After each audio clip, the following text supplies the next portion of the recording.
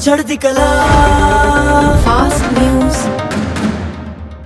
नमस्कार, मैं रचना शर्मा चढ़ती कला टाइम टीवी देख रहे सभी दर्शकों का स्वागत करती हूं। आप देख रहे हैं फास्ट न्यूज। भारतीय वायुसेना ने देश में विकसित हल्के लड़ाकू हेलीकॉप्टर यानी LCH को आज औपचारिक रूप से अपने बेड़े में शामिल कर लिया है। देश में बने हल्के लड़ाकू हेलीकॉप्टर LCH का पहला बेड़ा राजस्थान के जोधपुर में आयोजित एक समारोह में भारतीय वायुसेना में औपचारिक रूप से शामिल किया गया है। इससे वायुसेना की ताकत में और वृद्धि होगी, क्योंकि यह बहुउपयोगी हेलीकॉप्टर कई तरह की मिसाइल दागने और हथियारों का इस्तेमाल करने में सक्षम है।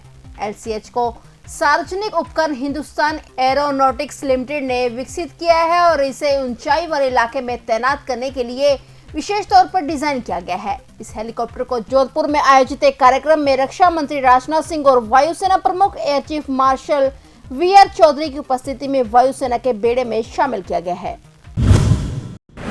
तेहरान से चीन जाने वाली फ्लाइट में बम होने की खबर से भारतीय सुरक्षा एजेंसियों में भी हरकत आ गई है। भारत ने फ्लाइट को दिल्ली में उतरने की इजाजत नहीं दी।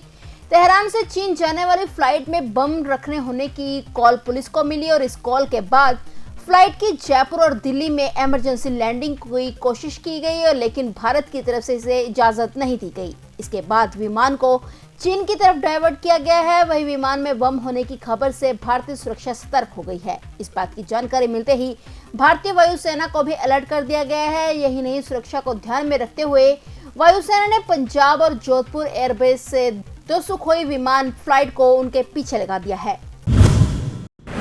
दिल्ली के मुख्यमंत्री एवं आम आदमी पार्टी के राष्ट्रीय संयोजक अरविंद केजरीवाल इन दिनों दिल्ली से ज्यादा गुजरात में दिन बिता रहे हैं। चुनाव से पहले केजरीवाल एक के बाद एक गुजरात का दौरा कर रहे हैं।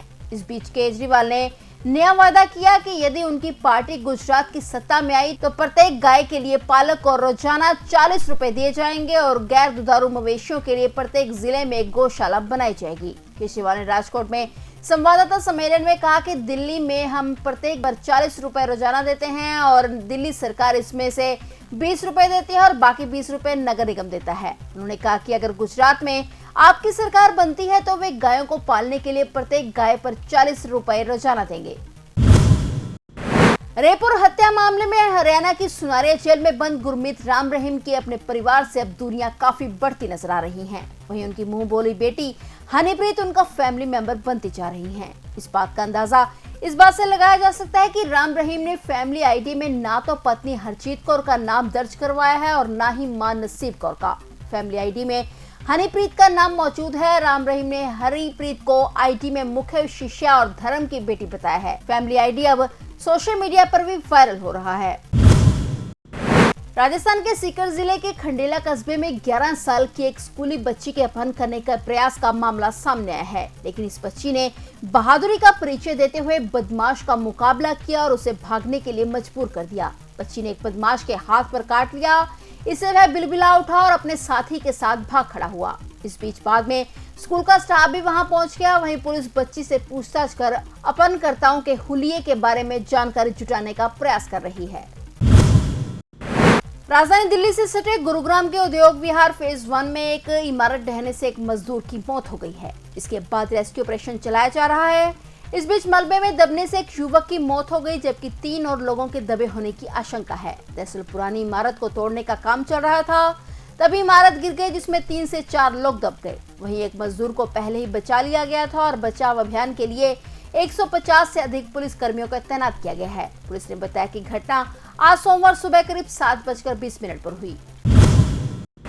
देश भर में त्योहारों का सीजन शुरू हो चुका है। ऐसे में सबसे पहले दशहरा उत्सव की तैयारियां चल रही हैं, लेकिन इस बार आशंका जताई जा रही है कि पश्चिम बंगाल में दशहरे पर रावण नहीं जल पाएगा। दरअसल मौसम विज्ञान विभाग ने अगले 72 घंटों में पूरे दक्षिण बंगाल में मध्यम से भारी बारिश की भविष्यवाणी की है। इसके अलावा IMD ने उत्तर प्रदेश और उत्तराखंड में भी भारी बारिश का पूर्वानुमान जताया है। मध्य प्रदेश और पूर्वोत्तर भारत में मंगलवार से भारी बारिश शुरू हो सकती है। ओडिशा, झारखंड और गंगई पश्चिमी बंगाल में 4 अक्टूबर तक बारिश जारी रहेगी। इस बीच पश्चिम बंगाल के आसनसोल में भारी बारिश ने पूरे शहर में पूजा पंडालों और लाइट गेटों को क्षतिग्रस्त कर दिया। वहीं महाराष्ट्र की बात करें तो IMD ने अक्टूबर में महाराष्ट्र के अधिकांश हिस्सों में सामान्य या उससे अधिक बारिश का अनुमान लगाया है। अगले 5 दिनों के लिए ओडिशा के कई जिलों में बिजली गिरने के साथ भारी बारिश के लिए येलो अलर्ट जारी किया गया है।